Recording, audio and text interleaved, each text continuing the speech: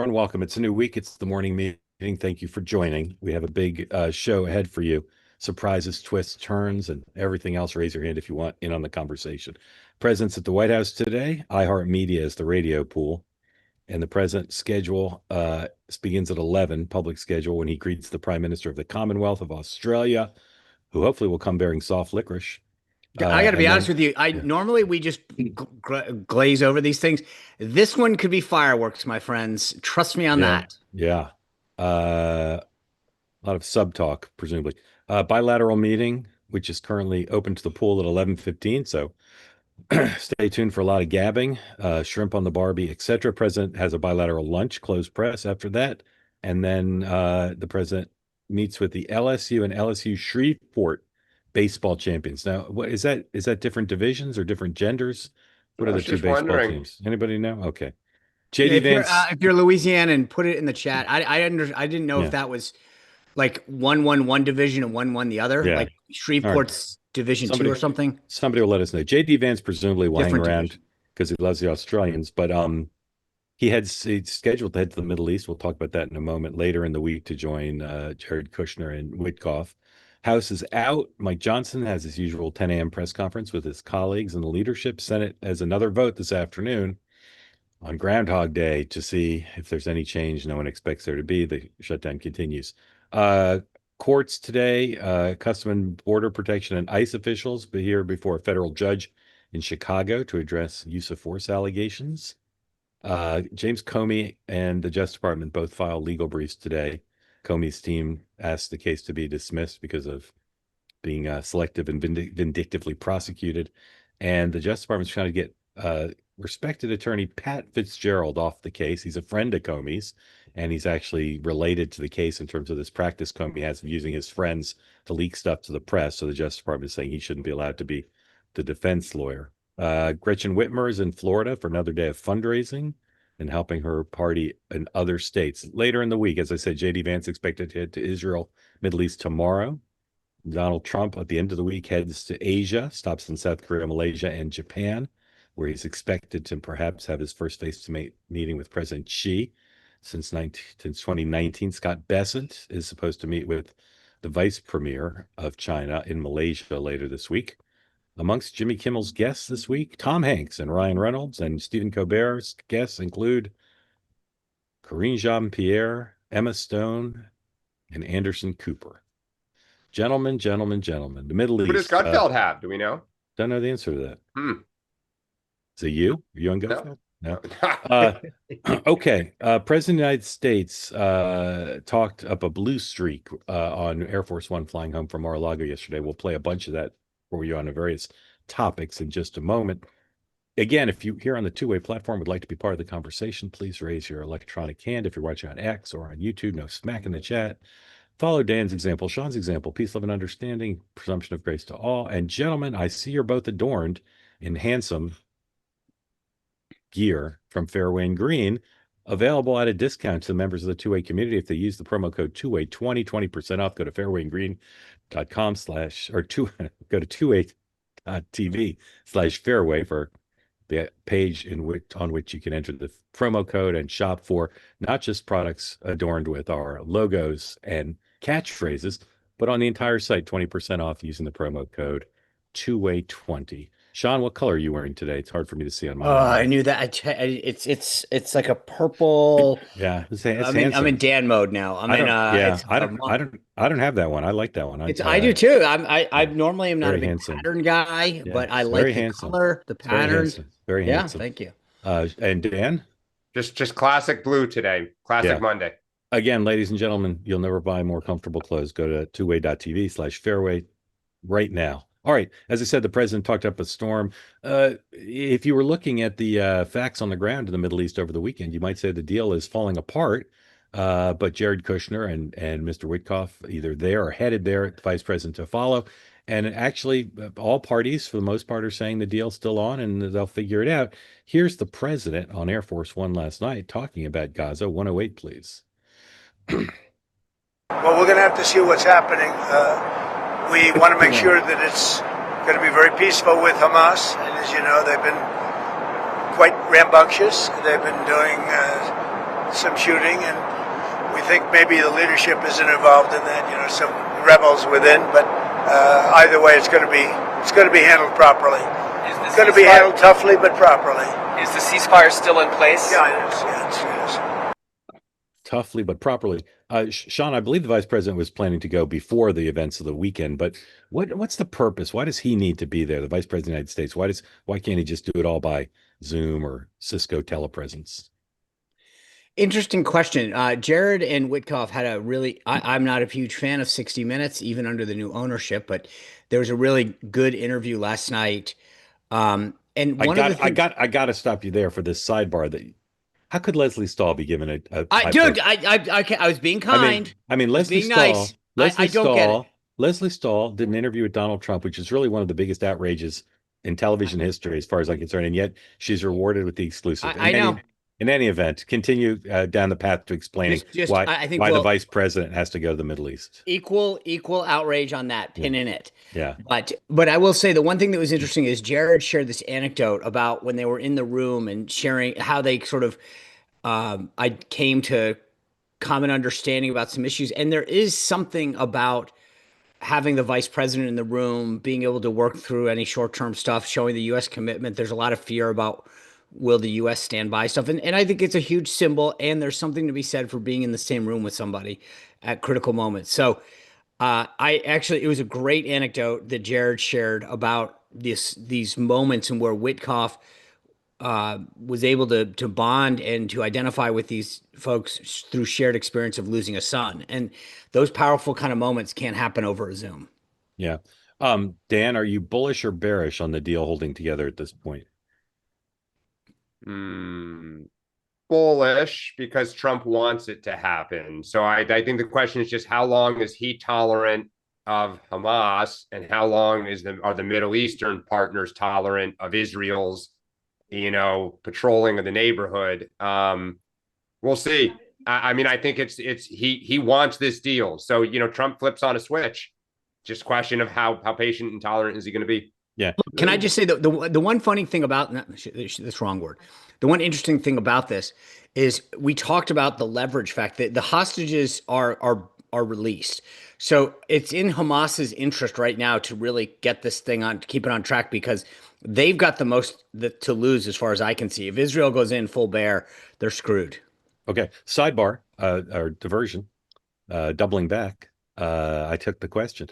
You guys both consider yourselves sports fans, don't you? Yes.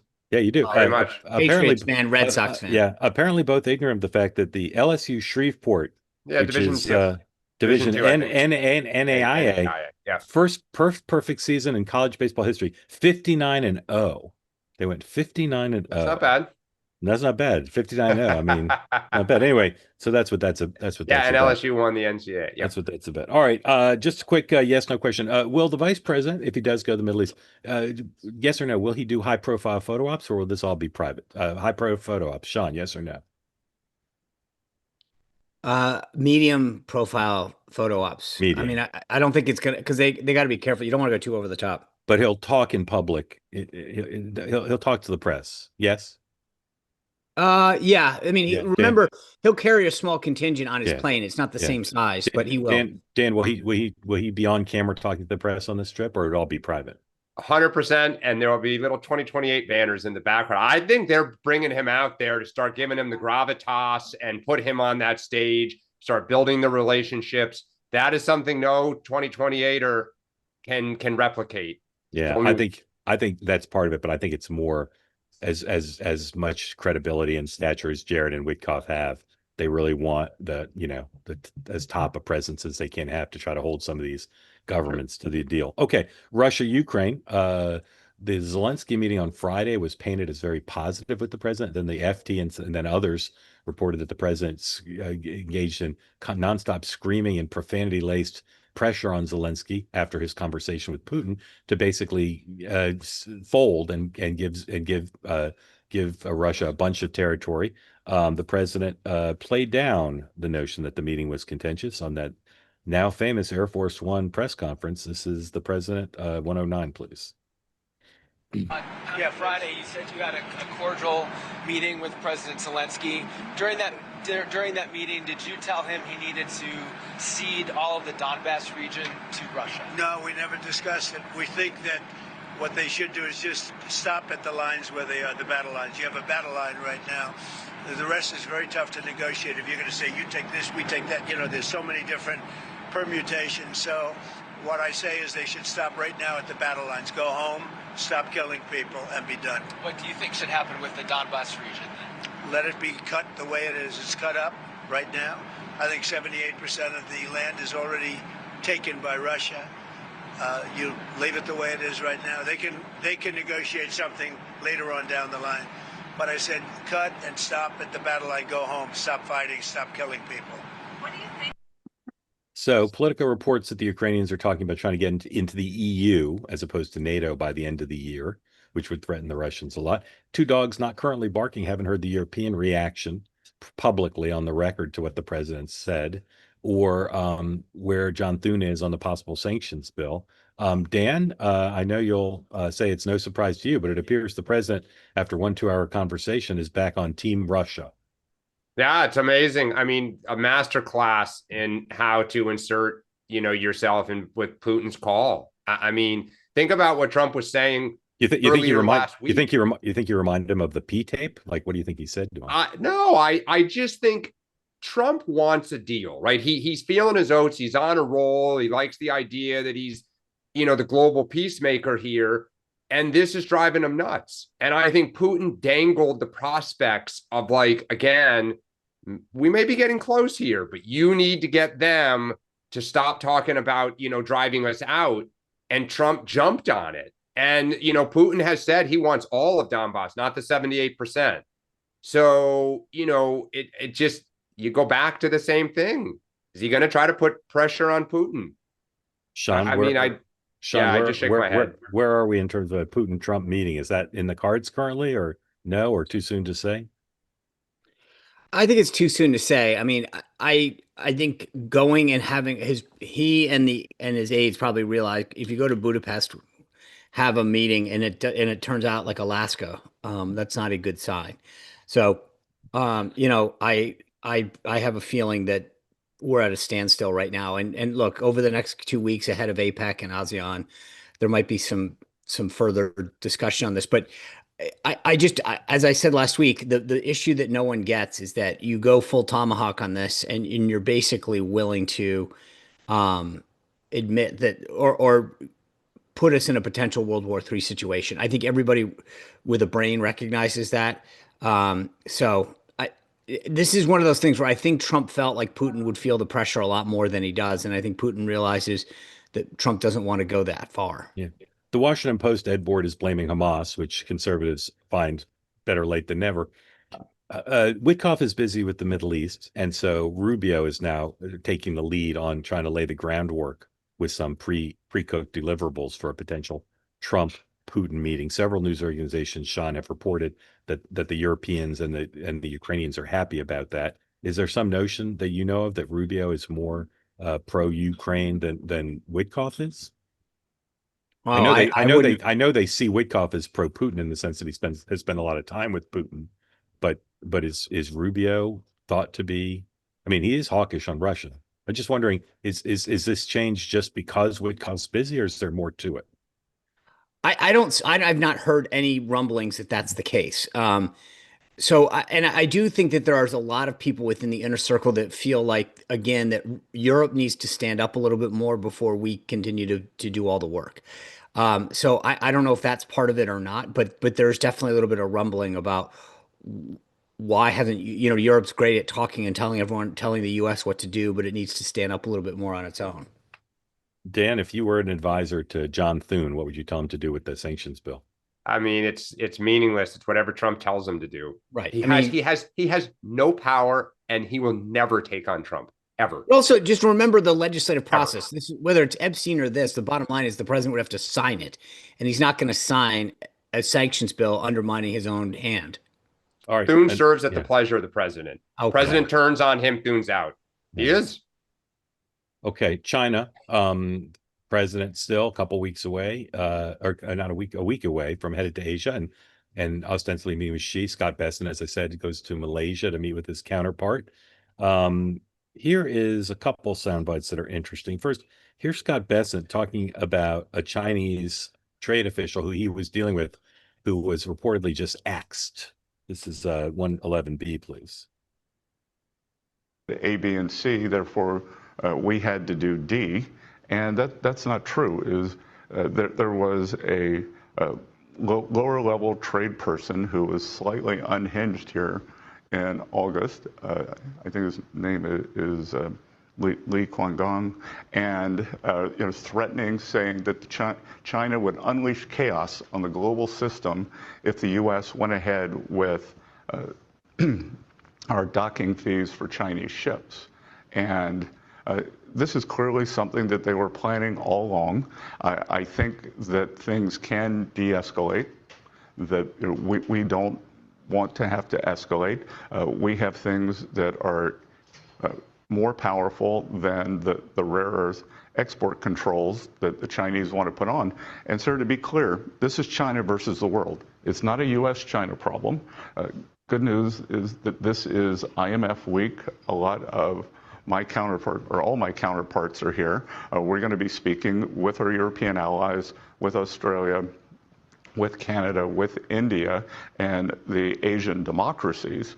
And we're going to have a fulsome group response to this, because bureaucrats in China cannot manage the supply chain or the manufacturing process for the rest of the world. Interesting that he says we have stuff more powerful than the rare earths. Wonder what that list includes. Here's the president last night on Air Force One talking about soybeans in China. President, on soybeans, are you confident that you'll be able to get it? I want them to buy soybeans. One of the things I want is China's going to buy soybeans. I want China to stop with the fentanyl. Very, normal things. I don't want them to play the rare earth game with us. But you want them to, but do you think they will make a deal on soybeans? I do believe, yeah, because otherwise I'm not going to make a deal. No, I want them to buy. Our farmers have been boycotted by China as a negotiating point. I don't want that. Our farmers are great, and in particular our soybean farmers, and I want them to start buying soybeans at least in the amount that they were buying before. And I believe they'll be able to do that. Sticking. Dan, will the president have a successful meeting with Xi? I mean, if that's what the definition of success is, in terms of, quote, we'll stop with fentanyl, which they keep saying, like, yes, we'll work with you on. They'll buy soybeans, which they'll say yes, and then they often just don't follow through. I mean, if that's what the definition is, then I guess yes. But supposedly all of this is about a much bigger, grand deal. I don't think that's going to happen here anytime soon. Sean, what is Premier Xi coming to this meeting worried about? I mean, to some extent, I think the only thing you have to really worry about if you're him is will he actually put tariffs on and hold them on? I mean, they have a bit of a fragile economy right now, and I think he's got to worry. Will he keep them and put them on? That would be probably the only real. I mean, the docking fees and stuff like that, the interruptions in the supply chain, because that affects them. That's really the bigger issue that I would worry most about if I were from the Chinese side. But I think we have a lot more issues that we need to be worried about. The president listed them off. You've got, as I've said for weeks now, a massive Midwest farming issue with the soybean problem. There's no other market they can turn to now. Latin America has been largely shut off. So this is a big, big problem for. Oh, wait, Argentina. They're buying them from Argentina. No, they're buying, and there's a for us to export. Right, Yeah, right. Yeah. But China's largely shut us out of that market as well as a place that will purchase them. So we're now largely dependent, not largely, almost entirely dependent on China for the soybeans, which is a huge problem for our folks in the Midwest, which is largely Trump country, by the way. And then you've got the rare earth issues. There's some IP issues. We've got a longer list than they do. Is the bottom line is. And we have elections coming up, and they don't. Yeah. although there's a good story today in the Times about the succession process for Xi and who might replace him someday. Someday. Okay. Someday. Shutdown. there's some Democrats who say, as we've talked about this before, that maybe the way to end the shutdown is to basically say, okay, it's Republicans' fault that premiums are going up, not get anything substantive, just get the political issue and put it in sharp relief. But my reporting suggests that's not a dispositive position right now. And they're certainly concerned that if they did do that, they'd be criticized by the base they'd have given up. They'd done all this without getting anything in return. Let's just, because none of us know, let's just one question, then we'll move on. Dan, does a shutdown move towards conclusion this week? Move towards conclusion. In other words, is there any progress towards a deal? Yes, I think below the surface, and this is going to end around November 1st. The end of next week is my prediction. Sean, progress this week? I'll go with Dan. I hope it does. I just don't see it. And the reason is I've asked this question over and over again. Thune has given them the vote, okay, and said we'll guarantee you a vote. And then they keep saying, but we need trillions in dollars and all of the Doge stuff brought back and a guaranteed on front. I mean, it's Johnson. They need Johnson to agree, and he won't. That's the problem. But once Thune really does, I mean, I think Johnson will, by the way, once the president tells him that's going to happen. That's it. Daddy's got to come in. Yeah. Right. But the bottom line is that if Thune is giving you a vote, you have to decide on the Democratic side, what does a win look like? Because they're not saying that that's a win anymore. They're changing the goalpost. No, they are. I hear you, but they are. It's Johnson. Neither side thinks they're losing the shutdown. To the contrary. So I'm not sure it's. I'll tell you, when you talk to people out, and I'd be interested in when people come on today, I keep asking people who don't live in the Beltway, do you know the government shut down? Do you feel it? And the answer largely is, what are you talking about? Yeah. Right. I mean, yes, if you have to get like a Social Security, something or other, you do know. But for the most part, essential services have been open. People aren't feeling it in the same way. Yeah. And therefore, I don't feel there's this critical push unless you are a federal worker or in the armed services.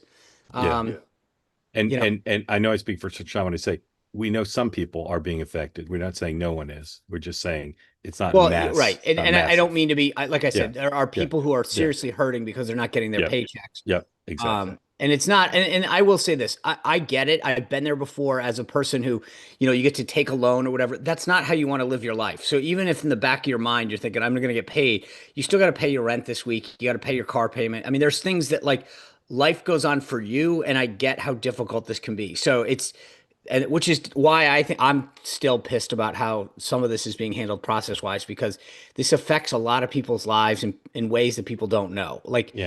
Not being able to pay your bills. Yes, you might be able to go get a short-term loan. It's not how you want to live. Yeah. Okay. This weekend, there was a contretemps between Vice President Vance and California Governor Gavin Newsom. 117, please. Basically, I'll read the LA Times headline to you. How military's, quote, safe plan to fire munitions over I-5, the big highway there, went off the rails with a California Highway Patrol cruiser hit.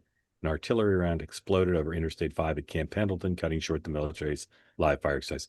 I don't want to, since we're a forward-looking show, I don't want to relitigate what actually happened. But Dan, who got the better of this, and who has the stronger hand in a 2028 matchup right now between Newsom and Vance? Well, who got the better of the weekend is Newsom, because the Shell, they closed the highway because they were fearful of something, and something happened. So in that regard, the facts are completely on his side. Right now, it's a draw. I mean, and polls show it, it's a 50-50 country, and it's a 50-50 race with 10% undecided, and they're both not really defined to the broader public. Sean. So I just want to make sure that the audience understands before we jump into this. There's an event, Marines were celebrating their 250th anniversary at Camp Pendleton this weekend. Gavin Newsom publicly said that the White House should shut the interstate down. The Marine Corps said, we practice this all the time. We don't need to shut it down. Then Newsom said, then fine. So, but just to be clear, Newsom was critical, saying, you guys are going to shut down I-5. This is ridiculous. He started complaining about it. The Marine Corps said, we do this all the time. We're not going to request that it be shut down. Then Newsom flipped and said, well, I'll shut it down then, if you guys won't. So he shut it down after saying that they were going to. And he did the right thing. Okay, but Sean, you can have 20 more seconds to No, but highlight. this is why it's forward looking. Yeah. Because I think that this is a game where Newsom was trying to score political points. At the end of the day, there is questions about what actually happened. Colonel Kurt Schlichter was there. He denies that this account by the New York Times and whatever ever, that there was no evidence that that occurred. We'll see what the investigation holds out. But the broader point is this: Newsom was trying to play a game of political chicken, and I think that what it showed is that he's not in that league yet. He played a little game. I think he lost, and we'll see where it turns out big picture. But this is a game where he's trying to be a little cute by half, trying to accuse the White House of something, then flipping his position. I don't think he's there yet. All right, I got to jump in. This is the White House with their stunts, right? They like to do big stuff like flight decks, put on your bomber jacket. You were shooting live munitions over one of the most active highways in America. Guess what? 5%, 1% chance something could go wrong. So if the shrapnel technically hit the highway or right next to the highway, you're shooting live and an munitions. investigation will prove whether that occurred or not. But the bottom line is, yeah, okay, ridiculous. New York City mayor's race, by all indications, it's over. Early voting starts next week. There's a debate on Wednesday. The New York Post single-handedly is trying to hold Mondami accountable for controversies, etc. The Washington Post and New York Times are running pieces about how cool he is, how much he's charmed people, about how what a great coalition he's built. Here's a new poll, 113, showing if it's effectively a two-person race. New York Post calls it a bombshell. It's within the margin of error. Cuomo is much closer than he's been in two new polls than he was previously. Now, Sliwa may still get out of the race, I'm told, but even if he doesn't, Cuomo's theory is his vote total will go down so low that it will effectively be a two-person race. Here's a fired up Andrew Cuomo on Morning Joe this morning, 120. So it's not a new issue. They're right about the problem. The rent is too darn high, but he has no real solution, These are gimmicks. These are slogans. And freeze the rent is his answer, which is there's no such thing. You have to build affordable housing. It's supply and demand. We have a 1% vacancy. And if you don't build housing, the rents are going to go up. And that's shame on you, Democratic Party, because you haven't delivered. The Democratic Party, I think the two main issues, they have become disconnected from mainstream working families who were our base, my father's base, Bill Clinton's base, President Obama's base. We're not at their kitchen table, number one. And number two, we don't produce. Dan, is the opera over and the fat lady has sung, or is she just still warming up and there's still time for a surprise new act? I mean, until the election happens, there's always time. I'll just say, where has that Andrew Cuomo been? I mean, you had a debate the other night, and by Andrew Cuomo standards, that's passion. And I think his argument's a pretty darn good one. Look, you never say never. That poll post has a lot of if the electorate's like 2021, which I don't think it will likely be, Slee was going to, I think, make the argument Cuomo should drop out. He's only a few points behind Cuomo. You never say never. I do still think that a lot of New Yorkers have not fully, dialed into this. And when they sober up, it is possible that people just say at the end of the day, I'm not going to do this. I don't mean they're drunk, but their lives are busy, Yeah, rhetorically speaking. So two quick points. One, the idea that we in Virginia have been allowing early voting for weeks. In New York, a liberal state, a liberal city, hasn't even started. Again, reminds me how ridiculous and out of hand early voting has gotten. It's insane that it starts this early. That's my PSA on that. Here's the only scenario in which I will say that there's a possibility. If Mondami were to get taken down, Cuomo needs to go to Sliwa, and promise him, make a deal where he's in the cabinet, give him something, director of public safety, overseer of all guardian angels. Okay. Kitty cats. He's boss of all kitty cats. Because here's why. The idea of Sliwa dropping out, there's enough Republicans like me that still would not vote for a Democrat. Okay. So what you would have to do is to say, Sliwa would have to go out and say, I'm not only endorsing Cuomo, but when you vote for Cuomo, you're kind of voting for me because I will be part of that administration. I'm going to have a seat at the table. And therefore you can have a clean conscience and vote. But the only way this works, it's not just drop out. Drop out will get you most of Sliwa, but it can keep you 5, 6, 7% who of Republicans that want to commit their civic duty but will never vote for a Democrat. If you can believe that you are actually still voting for Sliwa because he's made a deal with Cuomo, then it works. That's the only scenario in which I possibly believe that there could be a different outcome. Otherwise, welcome Mayor Mandami. Okay. All right, political potpourri, and then your questions. If you're here on the platform, please raise your hand. We'd love some new folks to raise your hand. So if you've never asked a question before, please raise your hand.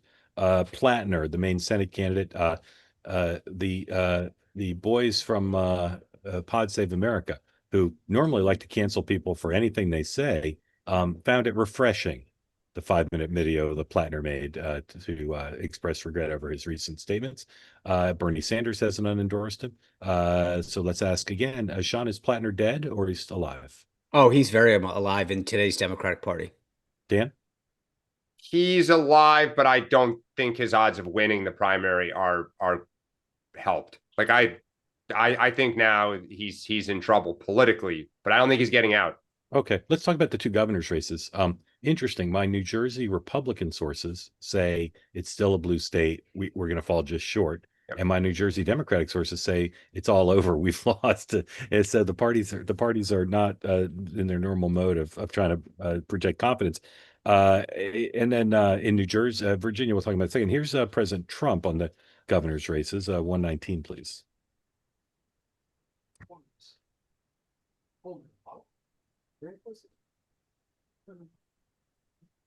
Gubernatorial race that's in a few weeks. Do you plan to endorse with the lieutenant Well, governor? I think the Republican candidate is very good, and I think Virginia. She should win because the Democrat candidate's a disaster. So I haven't been too much involved in Virginia. I love the state. I did very well in the state.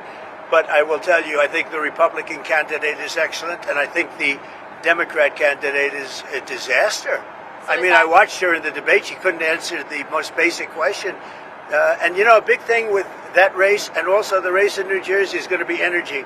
Both of the Democrats are going to drive the energy prices through the roof. Through the roof. Your energy is going to double and triple. Turned off. If the I don't know that energy is a big issue in the races, but whatever. There's polling all over the map in both these races. Most of them show it close enough that either candidate could win. But, and here's a Republican poll done by Kellyanne showing, if she's from New Jersey, showing the Democrat up by 3 and under 50% within the margin of error. Sean, who do you make the favorite in these two races currently, and why? I think it's Cheryl's to lose. That being said, this is all going to be about get out the vote. Who's got a better ground operation? This is within a field goal. This is where you're so that benefits the Democrats. I think you've got a much bigger thing in North Jersey in particular, where the machine can get out and go nuts, and probably a little in the Philly suburbs as well. That's sort of oh my God, who's the anyway. But I think that this is where the ground game is going to matter. Do they put enough boots on the ground to turn people out, to go through that data and make sure? You talking about the guy with the long hair? Is that what you're talking about? No. Who's the big boss? There are multiple bosses in I know. Jersey. No. In like Cherry Hill. I don't know. Anyway, all right. Okay. Doesn't matter. But that whole machine in North Jersey and sort of the Philly suburbs, if they do their job, this is Cheryl's to lose. Chitterelli and the RGA and some of the outside groups. The key is, do they have have they put the investment in turning out the folks, making sure that there's a strong get out the vote operation on election day? I think that this is, I mean, all the polling shows this. The public polling, the private polling, all shows it margin of error. But I think because of history and everything else, the edge goes to Cheryl. It's hers to lose. And we'll see. The momentum's with Jack Chitterelli. And I think, there's a really good shot he pulls this thing out. But it's all about who gets their people out on election day. Are you more bullish on your chances in Virginia? I would say that I feel like it's I barely. I feel like if you look back to the last election, everybody got pulled over the line in Virginia at the same time. We either, I think it's actually, to be honest with you, it's the opposite. I think the bottom of the ticket right now, Miaris is gonna I almost certainly win. I think John Reed is a push right now. He can put it over the top, and then Winston's the tracking the lead, not the opposite of the leading indicator, the trailing indicator right now, which is in a better spot than where Chitterelli is. I think she's closer, and the machine in Virginia is a little bit better to get out the vote. Dan, it sounds like Sean is where I am, which is the base case is a Democratic sweep, which is what they should do in the year after the presidential. Is that where you are? Yes, and I was texting with some people who are pretty familiar with New Jersey. I think they feel like Chitterella, or I'm mispronouncing his name, the GOP candidate in New Jersey has stalled, that he has kind of hit 44, 45%. And to Sean's point and that poll's point, Cheryl has stopped coming down. So you're frozen at this like 3% split. There's still some time left, but they're encouraged that his momentum, unlike, let's say, Youngkin in Virginia 4 years ago or something, has stalled. So, and they feel okay about Virginia at the top of the ticket right now. So cautious optimism, I think, that they're going to win both, and maybe the worst is behind Cheryl. You can see the shift in the ads in the last 48 hours on TV here in Virginia. You can tell Spanberger is definitely a lot more. She has gone much harder on Winsome. The abortion issue is huge in Northern Virginia, and from what I gather from people in like the Tidewater area, they know that they're in trouble, and the one issue that they've gone back to is abortion. Okay. That tells you a lot about where the race is, in my opinion. I need 4 names. Who will be the highest profile surrogates who do rallies between now and election day for each of the 2 candidates? Who are the highest profile for election day this November? Not midterms. Yeah. Who are the highest? Who will do the highest profile rallies between now and election day? I need 2 names: 2 Republicans, 2 Democrats for the 2 candidates. Dan. I think for the Democrats, Bill Clinton and Josh Shapiro. And Bill Clinton in Virginia, Josh Shapiro in New Jersey. No, I think in both. I think I want one name for each state, for each party. All right. You didn't say that. Well, I did. You just didn't understand me. For Virginia, then I'll say, if it's one, I'm going to say Barack Obama. Yeah. For Virginia, I'll say Josh Shapiro. On the D side, I'm going to say, on the R side, sorry, JD Vance in Virginia. I'm going to say Trump in New Jersey. And who's the Democrat? And you're saying Shapiro, New Jersey, and Trump in New Jersey? No, Shapiro in Virginia. I thought you said Barack Obama in Virginia. No, Obama. Well, because I didn't realize how you were asking this. Obama to New Jersey to try to get that north area. Obama and Trump, New Jersey. Vance, Shapiro, Virginia. Correct. Sean. Obama. I think he goes both. Yeah. I mean, he's the highest profile guy you got, and frankly, get out the base. I'll say JD in New Jersey or Trump. I don't think they've got whatever. And in Virginia, it's going to be Vivek Ramaswamy. To get Northern Virginia to try to get. It's Obama, and then I agree with Dan. It's Trump in New Jersey, Vance in Virginia. All right, now for your questions, please, as you come in, tell folks where you are who don't know what's on your mind for the great Dan Turrentine and the spectacular Sean Spicer. Justin, welcome in. Thank you for joining. Boy, I guess you're a bull. Thank you for having me. I am in Tyler, Texas. And my question is, what is next up in Argentina? What does Besant have cooking? And also, what's the end game in Venezuela? Yeah, we've neglected those issues more than we should have. There's just so much going on. Sean, those 2 countries, what's up next? The Argentina one, I'll admit, I'll defer to my colleague here. I don't fully appreciate what the play is, if it's just helping out a buddy in Malay, or if there's a bigger strategic, I'm not entirely sure what the play is there. I mean, it literally could just be like Malay's been a friend of the president and they're trying to help him out. In Venezuela, I mean, clearly it's a signal that we're going hardcore on people that we feel pose a threat to the United States, and they're not willing to back down at all on that. And I mean, from what I understand in terms of they feel like they're on solid legal ground on this. So I think you're going to see more of this. Dan. By the way, thanks to Sebastian and Aaron, it was George Norcross that I was thinking of. Thank you very much. Isn't he in jail? Yeah, I think he's in jail, Sean. Yeah. He's Well, in it's still who prison. I was thinking Classic of. New Jersey. It's Yeah, New Jersey. okay. Of course, Yeah. you can still run a political operation Sure. from jail. True. Yeah, Sure. In fact, it's probably better. easier. Yeah. Right. Yeah. Dan. One of us has raised Argentina a few times. I cannot believe.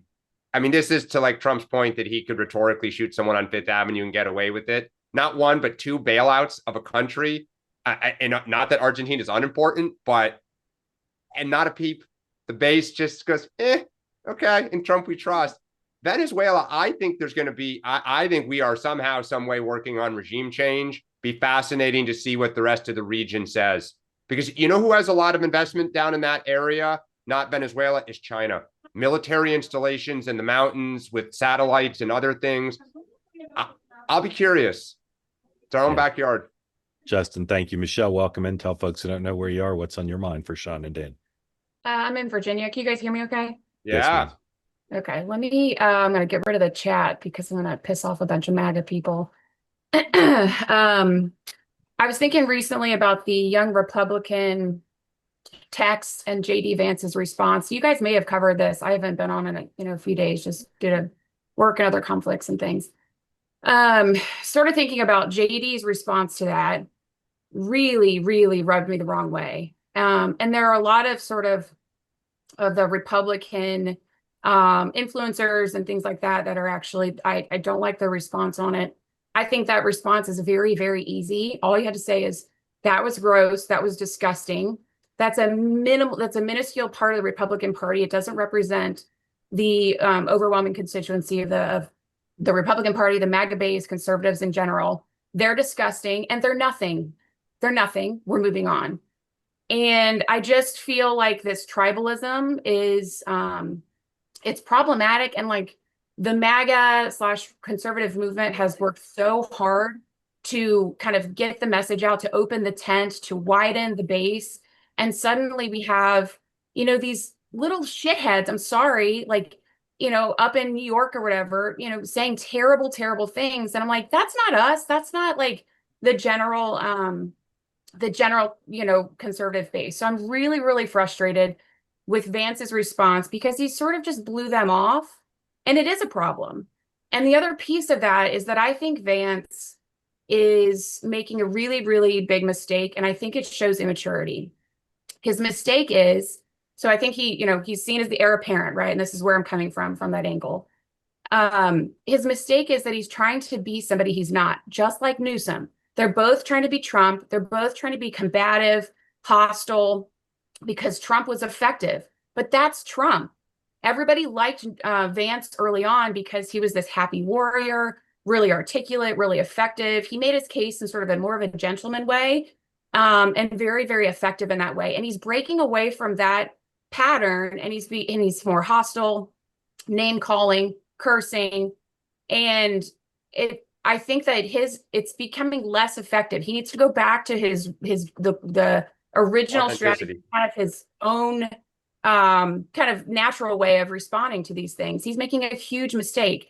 And I think that he's immature in that way. And I worry a little bit about his leadership. When I look at Vance and Rubio, for example, I mean, Rubio has led team after team after team. I'm a little bit worried about that. I really think that a true leader is one that can actually delegate very effectively. Trump has proven that. Rubio has clearly proven that. I don't know about Dick Vance. So I just have kind of a general comment on what you guys think and how you respond to. Michelle, let me ask you one question and then have Dan and Sean respond. Sure. It's usually difficult to know someone else's motives, but why do you think he's doing it? Why do you think Vance is responding in this way? Yeah, why do you think? I think that he assesses Trump is effective, and it's feeding off of him. Trump's effective in this way. I want to be effective in that way, without actually realizing he is effective. He's effective in his own way, not in Trump's way. Right. Okay. Let's let Sean respond and then Dan. Sean. Yeah, I mean, obviously, Michelle, I respect your point of view and how you're seeing this. I think that he continues to be one of the most authentic people for exactly I actually see it a very different way. I see him who he is. I think he's very authentic, very real. He doesn't hide it on a whole host of things. You look at how he reacted to Charlie Kirk. It was emotional. It was real. It was raw. I get sometimes, to Mark's point, we like try to intone on like what are they really thinking and why they do it. He responds in the moment. I look, and I will say, just big picture wise, the big difference between the two issues that came up, the individuals involved in that whole MAGA or Young Republicans. issue, young Republicans, they all have faced, every one of them, to my understanding from some of the follow-up reporting, has lost their job, been fired, been canceled, which they should, by the way. I'm fully in support of people who say those kind of insensitive, stupid, inane things facing consequences, right? You look at what's going on the flip side. We just had this discussion about Planter in Maine, and it's like, oh, okay, he blamed it on his army service, which is complete BS. It was racist, it was inappropriate, the language he used, and did Ken Martin, the DNC chair, comes out and says, it's okay. You look at Jay Jones down in Virginia here. I mean, there is a big difference writ large on how we treat these outrages. So it's excused on one side, you face the consequences on the other. And so that's the bottom line on how both sides handle issues like this. Dan. Michelle, I think you subconsciously, even though you weren't watching on Friday, heard my winners and losers of the week, because I 100% agree with you. He failed the common sense test, and he hasn't done it very often. But his behavior recently, it's an audience of one. It is trying to appease and mimic Donald Trump. The give no inch, always attack, front foot, belittle, put down. And I agree with you. That has not been J.D. Vance's secret sauce. Marx likes to say he's MAGA with a suburban accent. That reeks of more the other side of Trump. And as you say, for Trump, it's authentic. It's also part of what people don't love about Trump. They may say, okay, it is who he is, but God, I wish he would stop. I totally agree with you. And I'll just say, Sean, all the other people you mentioned, they also failed the common sense test and are paying political prices. J.D. Vance keeps this up. He too will pay a political price for behaving like this. Let me ask a question. Okay. These guys wrote about race and Nazis, right? They didn't just write immature things. Is there anything, given Vance's stand on unequal treatment and given his stand on anti-cancellation, do you think there's anything that a Republican could put in a chat that Vance would say, well, that goes too far? Because hard to imagine. Well, just to be clear, in fairness to the vice president, I have a feeling that if you asked him, JD was making at that point a very political point, which is we treat our side one way, you guys treat us the difference. You're not condoning. They have not canceled Jay Jones for threatening to kill his political opponent. But as many people pointed out, he could say, look at what happened to Jay Jones. The Democrats didn't do that. So I'm going to set an example. Right. No. I agree with you. But my point is actually this, which is I think if someone were to ask him, say, Mr. Vice President, you said this tweet, what do you think? He would absolutely, in my opinion, say, God, what they wrote was reprehensible. I have they shouldn't be in this party, but I believe The point he was making in that single tweet was it is ironic to look at the difference between how one side treats folks and how the other side does. I just respectfully disagree. He doesn't need an invitation to do the right thing. And he had a few days before he responded. There is no way that he was caught flat-footed when. No. I'm not saying he was. You're missing my point. Yeah, no, I think he was making an analytical point. Hold on, Michelle. I think so. Everybody here is a political consumer, and the three of you are political commentators and experts. The pace of news feeds and media and the things that are thrown at us when you go to X and you're scrolling or wherever, it's unmanageable. And so one tweet makes a difference, right? Like I'm speaking of that from a pretty politically in tuned person. And JD it was the wrong approach because I'm consuming his tweet and I'm saying, what are you doing? What are you saying? You have to actually be more forceful and say, rape's disgusting. Gas chambers are disgusting. These guys are disgusting. They don't represent us. And forget them. That's the point. It's not the whataboutisms. Everybody hates whataboutisms. It's a problem. And we need to have some actual standards. You can still be forceful. You can still fight when it's okay to fight. You can still have accountability, but you have to be effective. And that might be the one message that somebody sees, like me. And I'm like, what? Why did he do that? Why did he, kind of thread the needle and have this political, angle to it? I'm a consumer of that. That's a problem. And you voted for Trump 3 times. Is that Yes, correct? yes. Yeah. And where in Virginia? You're in Virginia, is that right? Central. Okay. Yeah. Have Yeah. you voted early, Michelle? I did. And Day one. Did you vote for the whole All team? the right people. Yeah. Michelle, thank Just you. so we're Grateful to- just so we're clear, that's Winston, Abigail Jason, Spanberger and thanks you John. for your Yeah. vote. Thank you very much, Michelle. Thank you, Michelle. Okay. Interesting question and conversation. Wallace, welcome in. Tell folks who don't know where you are, what's on your mind. I got you, Wallace. You look a little like Phil Mickelson. Well, I'm not much of a golfer, so but I'll take it. So anyway, Wally Wood from Southern California. I was going to show you, Mark, that based on the interview the other day you did of Leland Bitters. I don't know. I can't show you this. I ordered the book that he wrote. Nice. So Great. my wife and I are going to read it. Anyway, Great. It's a great I book. wanted to ask you about just make a comment about the No Kings rally. Just get your general take on it. Hadn't really paid much attention to it, but there was over the weekend. There was two rallies close to us, and we just happened to be in the area, so we decided to drive by and kind of observe. And my general view of it looked like they were all pretty happy warriors, if you will, peaceful, but also, I guess, for better lack of words, a blue-haired crowd, very older crowd, and pretty much everybody looked happy except for the gentleman who had a big sign that said "F Trump," so he didn't look quite so happy.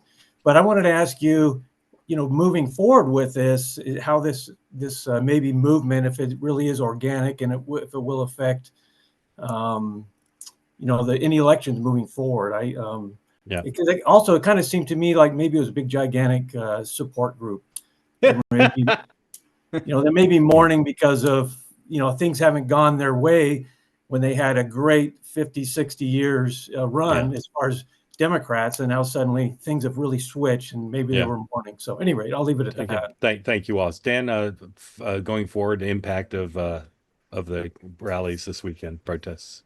I mean, look, I had family at one in Washington, D.C. Look, I think anytime you're getting tens of thousands or hundreds of thousands, or some people say millions of people to turn out in support of a cause, that's great, right? That's energy. That's people willing to volunteer their time to go down, make their signs, and march. I do think a part of it was therapeutic, as you said. I think the challenge is looking forward. The question is, are new people coming out to join this rally, either who haven't voted or were not on, Team Blue, let's say, and joining the cause? I'm suspect of that. I think it is kind of a therapeutic talking to ourselves, but that's not unimportant when you go to turn out voters for an election. But I don't think it's polling. I don't think someone was like, aha, you know what? He is a king. I'm switching and, joining Team Blue in whatever, Michigan. Sean, does your party look at these rallies as like Tea Party energy? No, I was just trying. I was trying on the spot think of another liquid that would be like Tang rallies. I mean, it was, look, it was, I think, amusing. It was kind of sad to see how people spent a beautiful Saturday day in this region. I love the fact that 16 days out of a massive election, everybody's hanging out at a big rally talking to each other instead of knocking on doors, which would have maybe helped the cause. Because as I like to point out, I went to my No Kings rally last November and it turned out just well. So the idea that people stood around around these cities, talked to each other, and told each other kumbaya stories was awesome to me, because instead of actually doing something political that could affect change, they talked to each other, which was a huge waste of energy. Well, I wouldn't say that. That's in your area of Virginia, there's a race, but around the country, to get, 100,000 people in New York City is not, an unimportant. No, it's great. I wouldn't belittle it. I mean, I would not belittle that energy. You need it. Trump did rallies in 22. In 21, I think at the end. And he got all the data for it, and he used it politically. And these don't guys, think outside groups are not monitored. I would be. Oh yeah. Well, and just to be clear, this was not organic. This is, you look at the funding. It is organic. Oh. It is organic. Someone's organizing it. Someone's always organizing a rally. Well, I will say, even though I don't agree with their cause or their, why they're doing it, I will say that they were a positive group out there. They looked like they were having a good time. Positive energy is my take on it.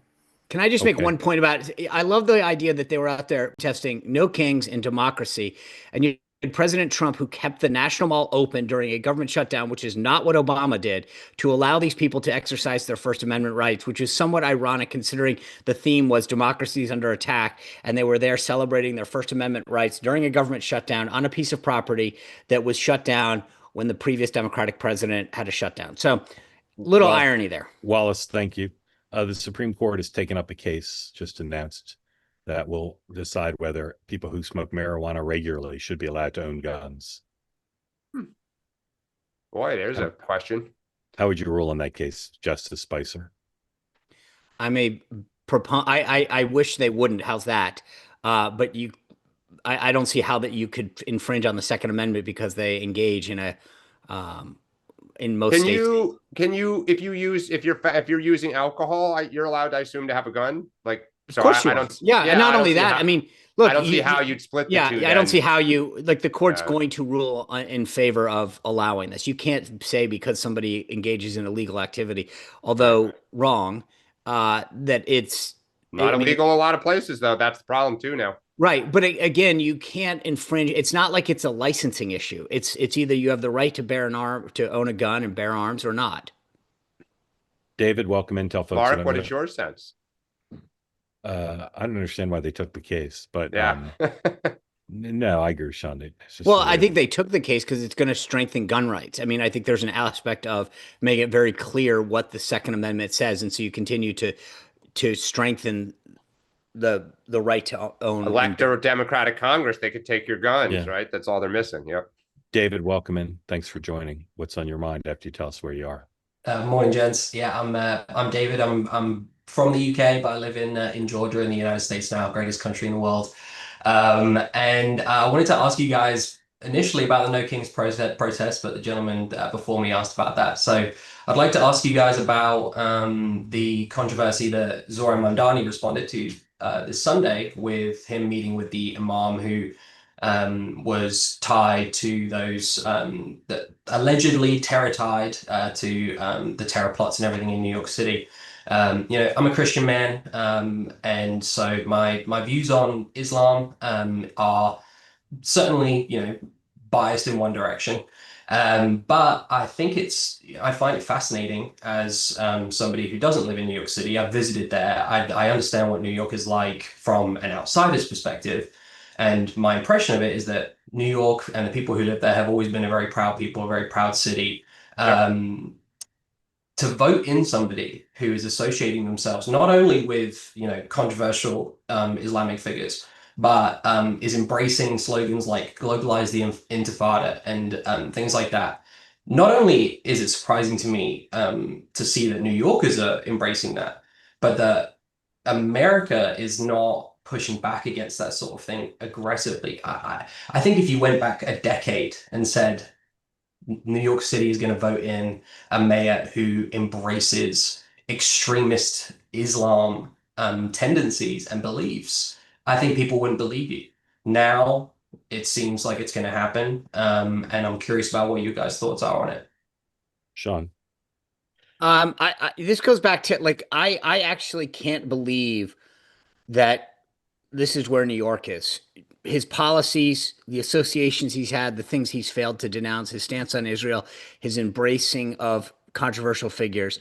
I mean, Dan and Mark keep talking about, well, there's a possibility. I mean, I see no cracks. The idea that there's a guy that's basically teetering around 50% support, we'll see what the election holds out, with these kind of views is a sad state, not just of the Democratic Party, but for the country as a whole, that's unacceptable. Dan, Bill, real quick, because we're up against the clock. You sound like Democrats talking about Trump 10 years ago. People have other priorities. You're right. 15 years ago, no one in New York gets elected with some of these stances. It's a different world. Yeah, I'll say two things I think are nuts. First of all, that Mamdani met with this guy on Friday. Like, I don't know why he would take the risk. There's something weird going on there. And two, he claimed that this guy met with Michael Bloomberg. I can find no evidence of that. Even if that's true, who cares? Well, right? That's your no. I think that would matter. But I respectfully, but I condemn the media. If the guy's defense is he also met with Mike Bloomberg, he also met with Eric Adams, make him prove it. And there's ask them. Yeah. I see nothing in the media that says that he did. David, thank you. Grateful to you. Dan, he's not backing down on so much of this stuff. Yeah. Dan, anything you want to share for later? Oh, no. Happy Okay. Monday. Sean, what do you have tonight? Alan Dershowitz is going to join us to break down all these big legal issues that we have, from Epstein to the Venezuelan cartels to the government shutdown. All right, noon today, Megan McCain, George Santos. Don't miss it. Noon today. Whoa. Citizen McCain. Megan has George Santos on, and you'll be able to ask George Santos questions. Only a conversation like no other where you can get in on the conversation. So if you want to ask George Santos what prison was like or anything else, join Megan at noon. I'll see you at 6 o'clock for a two-way tonight. We'll have full coverage of the president's public Aussie event with the Aussie PM. And we'll be back in 23 hours. Thank you, everybody. Have a great day. Take care.